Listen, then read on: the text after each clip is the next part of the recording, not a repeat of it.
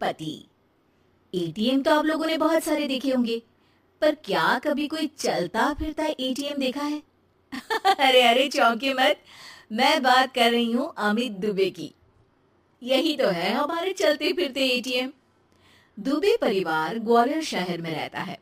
घर में अमित के अलावा उसकी पत्नी सरिता और अमित के माँ बाप रहते हैं। अरे अमित बेटा, आज वो रोशनी के बेटे के पहले जन्मदिन में जाना है, तो सोच रही हूँ उसे तोहफे में 100 रुपए दे दूँ। जरा देना तो। अरे माँ, 100 रुपए में क्या होगा? बच्चे का पहला जन्मदिन है। 501 दो, 501, या फिर 1001 ही दे दो ना आप तो।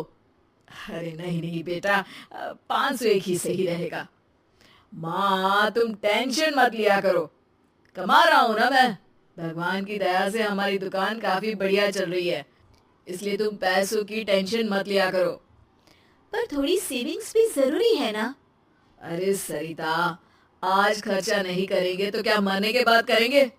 अरे किसी बात की कभी कंजूसी नहीं करनी चाहिए। कंजूसी और बचत में फर्क होता है जी। चलिए, मुझे 5,000 रुपये दीजिए, एक काम है मुझे। अरे अभी क्या काम याद आ गया एकदम से? मुझे बता तो मैं कर दूंगा काम, तुम क्यों तकलीफ लेती हो? अमित घर से दुकान चला जाता है और रात को वो अपने दोस्तों के साथ पार्टी करने एक बड़े से होटल में जाता है। अरे आज तो मजा आ गया, क्या लाजवाब खाना था। अरे पर खर्चा भी बहुत ज्यादा हो गया। अरे भाई, तू खर्चे की टेंशन क्यों ले रहा है? आज सारा बिल मैं दूंगा, मेरी तरफ से पार्टी। अरे अरे पर अमित। वेटर, जरा बिल तो लगा देना। वेटर बिल लेकर आता है और टिप की डिमांड करता है और अमित सबके सामने दिखावे में उसे 500 रुपये टिप दे देता है। ये रखो तुम्हारी टिप। और ऐसे तो क्या है, आते जाते रहते हैं यार, एंजॉय लाइफ। पार्टी के बाद अमित घर आता है और सरिता उससे कहती है, आप पूरी दुनिया में पैसे बांटते फिरते हैं, लेकिन जब मैं मांगती हूँ तो आप कुछ ना कुछ बहाना बना देते हैं। आखिर मेरी भी कुछ जरूरतें होती है ना। अरे सरिता, ये कैसी बात कर रही हो तुम? पत्नी हो तुम मेरी, जो मेरा है वो सब तुम्हारा ही तो है। तुम बताओ किस चीज की कमी है हमारे घर में? और तुम कौन सा कहीं अकेली जाती हो? मैं तो हमेशा रहता हूँ तुम्हारे साथ। तुम्हारा चलता फिरता एटीएम। सरिता को मन ही मन में ये बात खटकती है कि अमित उसका ख्याल अच्छे तरीके से नहीं रखता है, बस दुनिया के सामने अपनी शान दिखाता फिरता है। अगले दिन अमित के पिताजी उससे कहते हैं, अमित बेटा, वो गणपति उत्सव में चंदा देना है। 501 रुपए दे दिए हैं, चलेगा ना?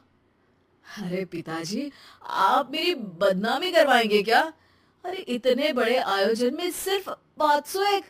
क्या इज्जत रह जाएगी मेरी कॉलोनी में? लोग क्या सोच रहे होंगे? अभी जाते जाते 5,000 रुपये और दे देता हूँ उन लोगों को। हाँ अच्छा ठीक है बेटा, जैसा तुम ठीक समझो। सरिता, मैं नई कार लेने का सोच रहा हूँ। एक पार्टी का पेमेंट आया है तो उससे कार ले लेते हैं। अरे पर हमारी कार को अभी 2 साल भी नहीं हुए और वापस नहीं। मैं इतने दिनों से स्कूटी मांग रही हूँ, वो अभी तक नहीं दिलाई, और नई कार लेनी है। अरे सरिता, स्कूटी चला के कहाँ जाओगी? इतनी धूप और धूल रहती है बाहर शहर में। सरिता अमित की बातें सुनकर फिर से नाराज हो जाती है और ये सिलसिला कई दिनों तक यूं ही चलता रहता है। एक दिन अचानक अमित की दुकान में आग लग जाती है और अमित टेंशन में घर आकर सबको ये बात बताता है। अरे बेटा, कैसे हुआ ये सब? कितना नुकसान हुआ बेटा? पता नहीं माँ, कैसे हुआ ये सब, लेकिन पूरी दुकान जल के राख हो गई है। पता नहीं क्या होगा अब। अरे टेंशन मत लो अमित बेटा, सब ठीक हो जाएगा। अरे टेंशन कैसे ना लूं पिताजी, दुकान में 2 लाख कैश रखा हुआ था, वो भी जल गया है। और कल वो कैश बैंक में डालना था, अब तो चेक बाउंस हो जाएगा। अरे बेटा, बैंक में कुछ पैसे बचे होंगे ना, वो काम आ जाएंगे अभी। अरे नहीं ना माँ, बैंक में मुश्किल से 10-15 हजार होंगे। सारा पैसा अभी कार की बुकिंग में दे दिया था, अब कहाँ से लाऊं एक दिन में 2 लाख रुपए? ये सुनकर सरिता अपने कमरे में चली जाती है और अपने हाथों में 2 लाख रुपए लेकर बाहर आती है। ये लीजिए, पूरे 2 लाख हैं, शायद इससे आपका काम हो जाए। पैसे देखकर सब लोग हैरान हो जाते हैं, खास तौर पर अमित। तुम्हारे पास इतने पैसे कहाँ से आए सरिता? आप तो चलते फिरते एटीएम है जो सबको पैसा बांटते फिरते थे, लेकिन मैं इतने सालों से सेविंग्स अकाउंट बनाकर धीरे धीरे कुछ पैसे जमा करती थी।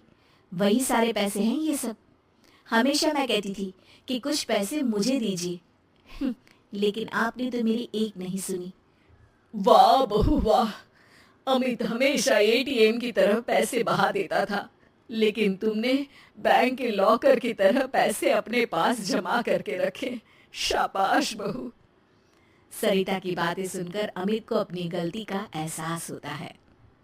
सरिता, मैं हमेशा दिखावे के चक्कर में पैसा खर्च कर देता था, लेकिन कभी तुम्हारी जरूरत पूरी नहीं की। लेकिन फिर भी तुमने अपनी समझदारी से ये पैसे जमा किए। आज ये पैसे नहीं होते तो पुलिस मुझे जेल में डाल देती। अब से मैं अपने पैसे एटीएम बन के बांटूंगा नहीं, बल्कि सरिता के सेविंग्स अकाउंट में जमा करूंगा।